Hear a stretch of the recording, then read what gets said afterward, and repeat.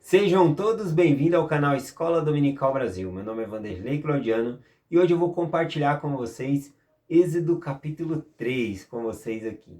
Bom, quero agradecer aqui as mensagens que vocês mandaram nos grupos, no WhatsApp, que participa dessa aula, também aqui no canal, no YouTube. Muito obrigado pelas mensagens de vocês, eu aprendo demais com vocês, tá bom? Muito obrigado.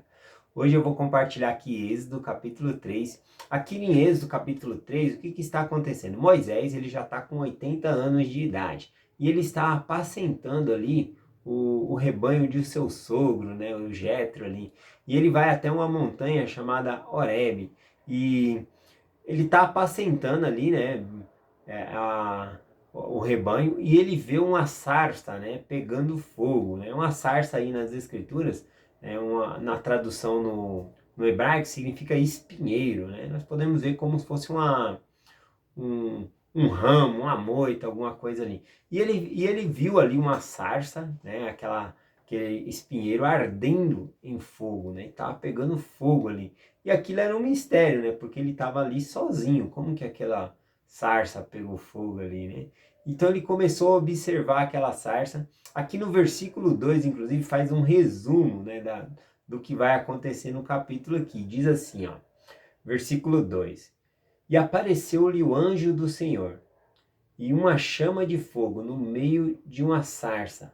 E olhou, e eis que a sarça ardia no fogo, e a sarça não se consumia. Então aqui ele está falando como se fosse um resumo, como se fosse um cabeçalho no versículo 2, tá? Moisés está escrevendo dessa forma aqui. Porque primeiramente ele não viu o anjo do Senhor, ele viu a sarça ardendo no fogo ali. Aqui também na tradução do hebraico, quando diz aqui, apareceu-lhe o anjo do Senhor, não tem esse do, tá bom? Na tradução. Aqui significaria anjo Senhor. Então é o próprio Jeová, é o próprio Senhor que aparece ali na sarça ardente para Moisés, tá bom? E ele viu esse mistério, né? Que a lenha, a madeira, ela é um combustível para o fogo. Mas à medida que a madeira ela vai se consumindo ali com fogo, o fogo vai se diminuindo. Mas ele viu ali um mistério, porque a sarça ardia no fogo, mas a sarça não se consumia, né? O fogo não diminuía, né? E a sarça continuava intacta ali, né? Até que no versículo 3 aqui em diante, diz o seguinte: E Moisés disse: Agora virarei para lá e verei essa grande visão, porque a sarça não se queima. Ele falou, nossa, como não está queimando a sarça? Está ardendo em fogo lá e não está consumindo a sarça? Que quando ele diz, quando essa grande visão, esse grande era um mistério naquilo, né?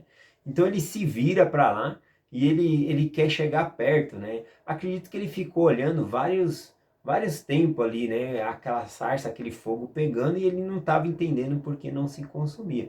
Então ele quer chegar-se mais para perto lá, e o Senhor diz o seguinte para ele: E vendo o Senhor que se virava para ver, bradou Deus a ele do meio da sarça e disse: Moisés, Moisés. E ele disse: Eis-me aqui. E disse: Não te achegues para cá, tira os teus sapatos dos teus pés, porque o lugar em que estás é terra santa. Então o Senhor fala ali para tirar os sapatos, que aquele lugar é um lugar santo, né? Onde o Senhor estiver é um lugar santo, né? Qualquer lugar, no templo, nós até chamamos os lugares onde Deus apareceu como santo, né? Por exemplo, o bosque sagrado. Por que o bosque é sagrado? Porque Deus, o Pai e Jesus Cristo visitaram Joseph Smith naquele bosque, né? Então o templo é um local sagrado, onde lugares de adoração a Deus são lugares sagrados. E nós também devemos carregar a luz do Evangelho conosco. Onde nós irmos, deve ser aquele local sagrado também. Tá bom? Então Deus aparece nessa sarça ardente para ele e começa a conversar com ele a respeito dos hebreus que estão lá sofrendo, né? O Senhor fala para ele do clamor, das aflições do povo dele no Egito, e também fala da opressão que os egípcios oprimem ali os hebreus. No versículo 10 diz assim: Vem agora, pois eu te enviarei a Faraó, para que tires o meu povo, os filhos de Israel, do Egito. Então ele dá uma missão aqui para Moisés, né? Vai lá tirar o meu povo da escravidão lá no Egito. Aí Moisés responde, né? No versículo 11, agora eu estou. E então Moisés disse a Deus: Quem sou eu para que vá a Faraó e tire do Egito os filhos de Israel? Né? Ele se diminuiu aqui, Moisés. Né? A gente vê um complexo de inferioridade aqui. Ele acha que Faraó é mais do que ele. Né? Na verdade, não importa quanto uma pessoa tem de dinheiro. Para Deus, todas as pessoas são iguais. Né?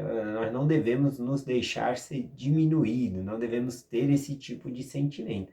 E aqui Moisés ele viu isso, né? Ele imaginou todo o poder e influência que Faraó tem e ele se diminuiu, falou: quem sou eu para ir perante Faraó lá para livrar o povo, né, de Israel ali, tirar do Egito? Quem sou eu? Né? E aí Deus responde para ele como que ele vai fazer isso, né?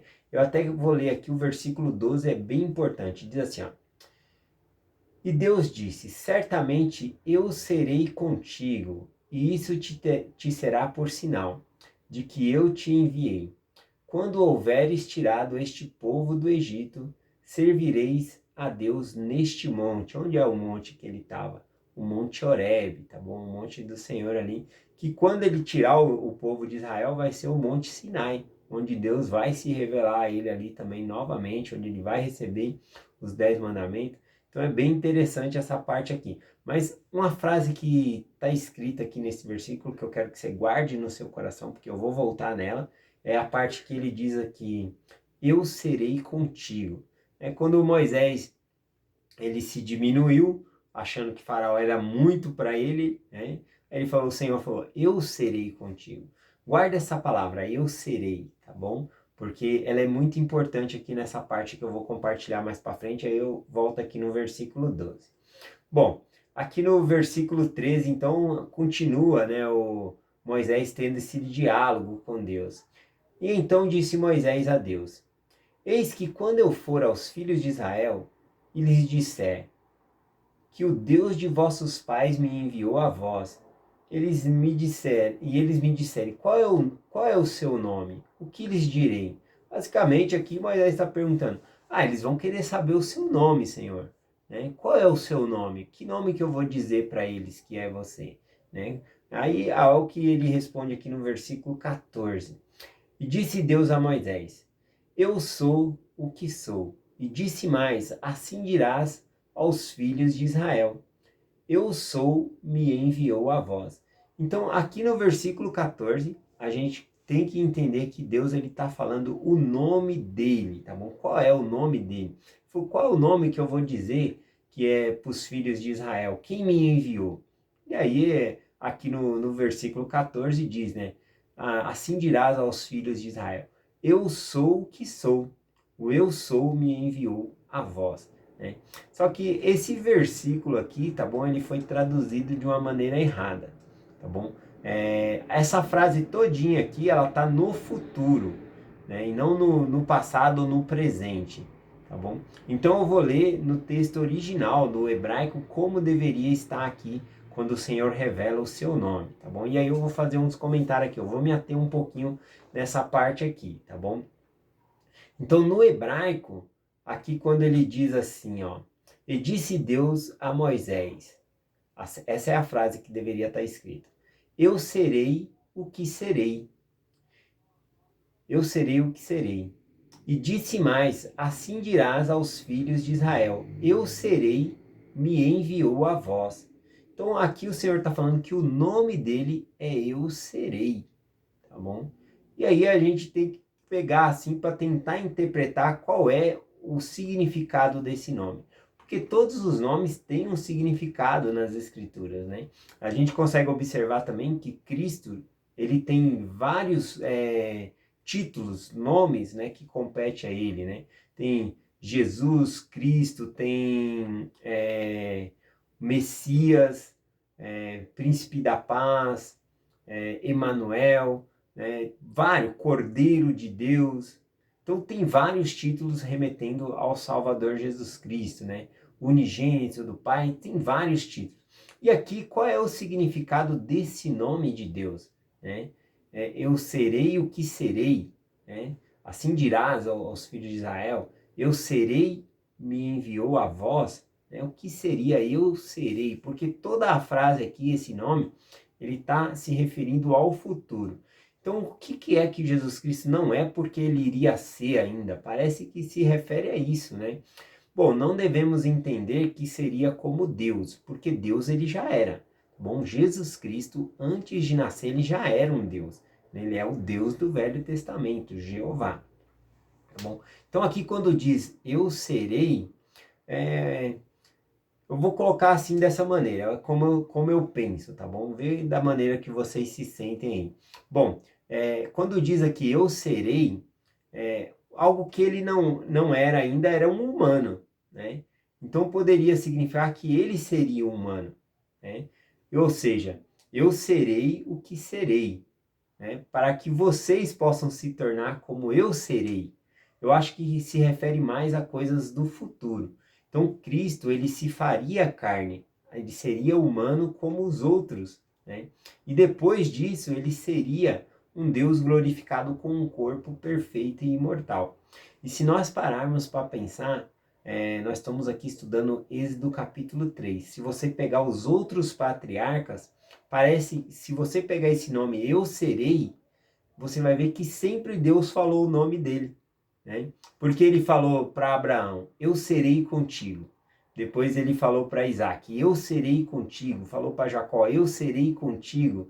Então, sempre ele estava revelando o nome dele. E aqui ele diz que esse é um dos nomes dele, né? Eu serei. Então, eu penso dessa maneira a respeito desse nome, né? É algo mais no futuro que significa aqui, tá bom? E a gente pode ver que para nós nos tornarmos com ele, vai usar muitos verbos daqui para frente que vai se referir a nós nos tornarmos, tá bom? Por exemplo, santificai-vos, é no futuro, santificai-vos, né? Se preparar para ser como ele. Então, essa parte eu vejo como isso, tá bom? Então, na tradução literal, dizer eu sou o que sou, né, não é o correto da tradução. A tradução literal é eu serei o que serei. Tá bom? E assim dirás aos filhos de Israel, eu serei, me enviou a vós, tá bom? Então eu penso dessa maneira nessa parte aqui. Vamos lá, ele pede para Moisés, então Moisés ele fala que qual o nome, né? Ele revela o nome que ele deve se apresentar aos hebreus, né? Então é um verbo de se tornar, tá bom? Eu serei contigo também, é um nome que significa compromisso, Deus está conosco, eu serei contigo. Olha só, essa frase tem muitas e muitas vezes aí no Velho Testamento e é um ensinamento muito grande para nós. Agora, cada vez que nós lermos aí, eu serei contigo, a gente vai saber que é Deus, o comprometimento de Deus em estar conosco para nos ajudar a nos elevar a ser como Ele seria, né? Aqui, por que eu falo a respeito de como Ele seria, tá bom? Se você pegar aí Mateus, estou só parafraseando, não peguei o versículo aqui, Mateus capítulo 5, versículo 48, Jesus Cristo ensinando lá no Sermão da Montanha, ele diz, né? Sede vós perfeito, como é perfeito vosso Pai que está no céu. Nessa frase que Cristo está em Jerusalém, ele não se inclui nessa frase, né? Ele fala, não se inclui não no sentido de que ele não seria perfeito como o Pai, mas no sentido quando ele desafia as pessoas e dá esse mandamento. Ele fala, sede vós perfeito, como é perfeito vosso Pai que está no céu, ele se referindo ao Pai Celestial. Por que que ele não coloca ele ali, né? A gente pode observar, só fazendo uma observação, que após a morte e ressurreição de Jesus Cristo, ele vai dar o mesmo discurso lá entre os nefitas, só que agora ele tem um corpo perfeito e imortal, né? Lá no livro de Terceiro Nef. E aí ele pega e fala uma frase um pouco diferente, né? Ele diz assim, sede vós perfeito, assim como eu e o vosso Pai que está no céu é perfeito. Então, a partir daquele momento, ele tinha um corpo perfeito e imortal. Então, ele muda a frase. Eu vou colocar os dois versículos aqui na descrição do vídeo para que você possa comparar, tá bom? Porque eu estou só parafraseando aqui. Então, aqui quando fala eu serei, eu acho que é mais ou menos falando sobre isso, tá bom? Claro que tem mais coisas para nós aprendermos aí, tá bom? Vamos lá, continuar aqui. o capítulo aqui, né? 3. Capítulo 3 do Êxodo. Bom, ele fala que o povo não vai acreditar neles. Deus fala, eu vou te mostrar alguns sinais, né? Para você fazer o povo crer em você. E aí ele falou, o que é isso na sua mão? Ah, é uma vara, né? Aí ele fala, joga a vara, né? Pega a vara, e ele vai mostrando os sinais que ele tem que fazer para o povo crer nele. E aí ele diz aqui no versículo 20, né, que vale a pena de ler aqui, porque ele fala que Faraó, ele não vai libertar o povo de imediato, tá bom? No versículo 20 diz assim, porque eu estenderei a minha mão e ferirei o Egito com todas as minhas maravilhas, e farei no meio deles, depois vos deixará ir. Então ele fala que, primeiro, Faraó não vai deixar eles ir assim, vai ter que ferir o Egito, vai ter que acontecer coisas, as maravilhas, que vai ser as pragas que nós vamos estudar mais para frente, tá bom? Versículo 21. E eu darei graças a este povo e aos olhos dos egípcios, e acontecerá que quando sairdes, não saireis de mão vazias, né? Ele está falando, olha, quando vocês for sair do Egito, não vão sair de mão vazia.